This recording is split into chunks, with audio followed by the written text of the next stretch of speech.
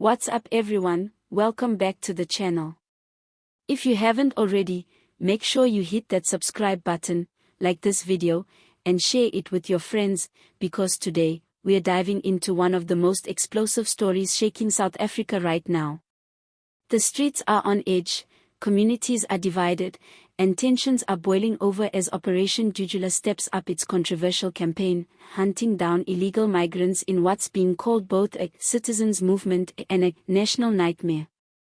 Across townships from Soweto to Hillbrow, Alexandra to Durban, the chants of "Put South Africans First" echo through the streets as crowds move in tight formation, waving flags, holding placards, and confronting shop owners, street vendors, and even landlords accused of harboring illegals.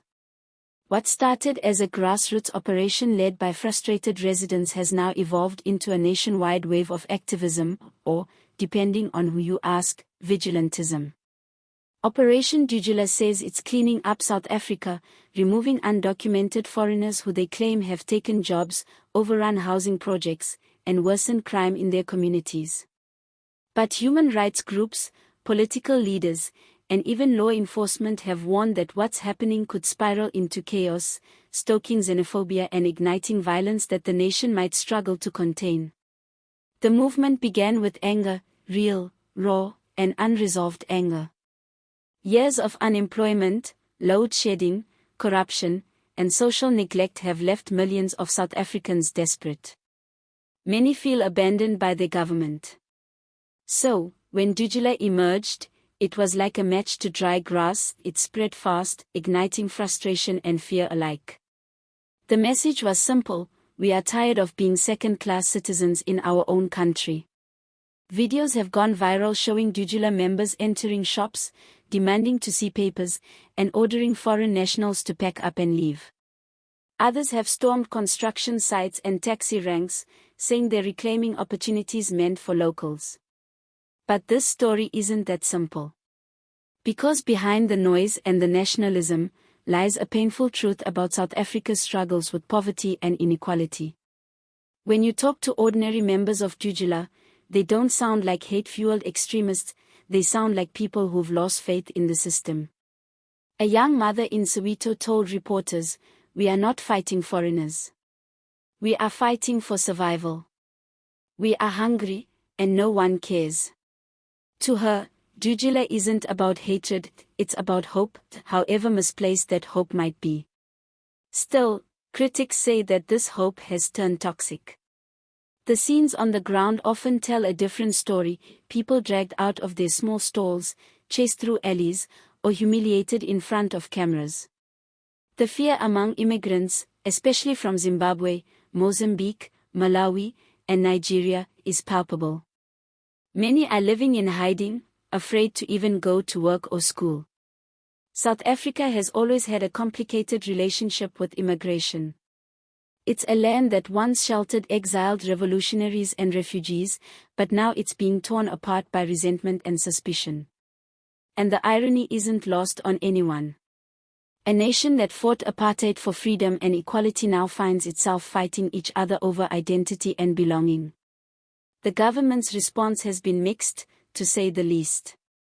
Police have been accused of looking the other way, sometimes even joining in during Dudula operations.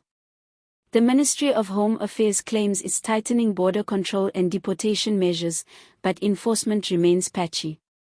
Meanwhile, President Cyril Ramaphosa has called for calm, urging South Africans not to take the law into their own hands. But on the ground, people aren't waiting anymore. To them, talk is cheap and action is overdue. Dudula sees itself as the people's justice, a reflection of state failure. And let's be honest, the timing of this couldn't be worse. With the economy in freefall, load shedding haunting every household, and unemployment hovering near 33%, people are looking for someone to blame. Operation Dudula offers a simple narrative: foreigners are the problem, and getting rid of them is the solution.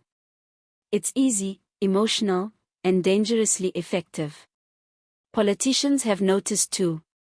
Some opposition figures have quietly flirted with Dudula's rhetoric, hoping to ride the populist wave heading into the 2026 elections. That's what makes this movement so unpredictable. It's not just a street protest anymore, it's becoming a political force. The movement's leaders insist they're not violent. They claim they're only targeting illegal immigrants, not those with valid papers. But who decides who's illegal?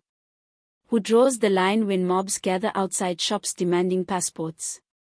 Reports have surfaced of South African nationals being attacked by mistake because they look foreign or speak a different language. The chaos blurs the boundaries between justice and revenge. And once that line disappears, it's hard to bring it back. International reactions have been tense. Zimbabwe and Malawi have both raised concerns about their citizens being harassed. Videos of confrontations have gone viral across African social media, with many calling South Africa the most ungrateful nation, a painful reminder that other African countries once sheltered South Africans during apartheid's darkest days.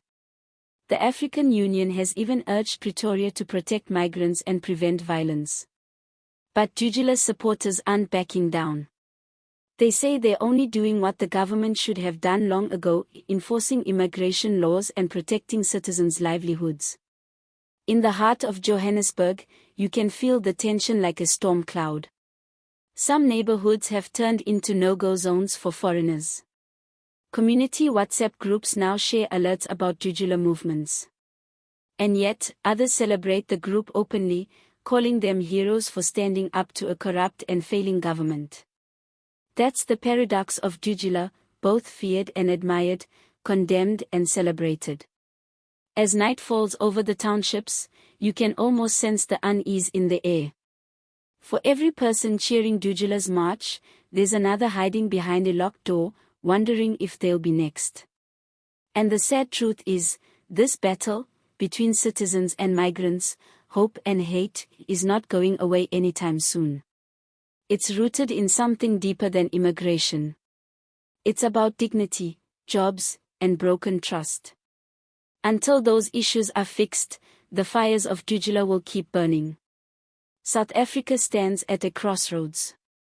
Will it rise above its fears and rebuild unity, or will it crumble under its anger and division? Only time will tell. But for now, the world is watching closely as the Rainbow Nation faces one of its most explosive social reckonings since the end of apartheid. Thanks for watching, everyone.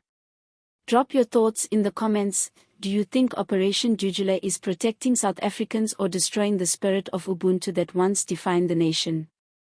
Don't forget to like, subscribe, and share, because this story, whether you agree or not, is shaping the future of South Africa.